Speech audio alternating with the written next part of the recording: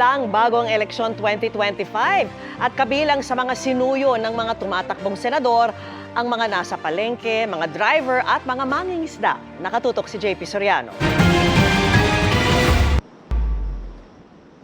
Laban sa smugglers at hoarders ang pangako ni Ariel Quirubin sa isang palengke sa Quezon City.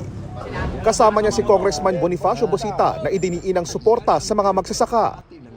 Nakipagdialogo naman tungkol sa mahal na bilihin sa Batangas si Senator Francis Tolentino. Habang sa Cavite kinilala ni Congresswoman Camille Villar ang halaga ng barangay officials. Nag-ikot din sa ilang palengke sa Batangas si Benhur Abalos. Paghahatid ng tulong sa mga mangingisda ang inihayag ni Bam Aquino sa Calamba, Laguna. Pagpapabilis sa benepisyo ng senior ang isinulong ni Senator Bong Revilla sa Maynila. Health workers at nutrition scholars ang binisita ni Senator Pia Cayetano sa Lapu-Lapu, Cebu. Dumalo sa founding anniversary ng isang komunidad sa Pasig kahapon si Leody de Guzman. Pag-face out sa jeepney modernization ang tinalakay ni Modi Floranda sa mga tsuper sa Pampanga. Sa QC, pinasalamatan ni Senator Bongo ang local leaders sa paglapit ng serbisyo sa taong bayan.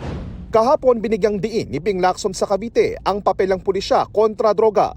Subsidiya para sa minimum wage earners ang isinulong ni Senadora Amy Marcos sa Nueva Ecija.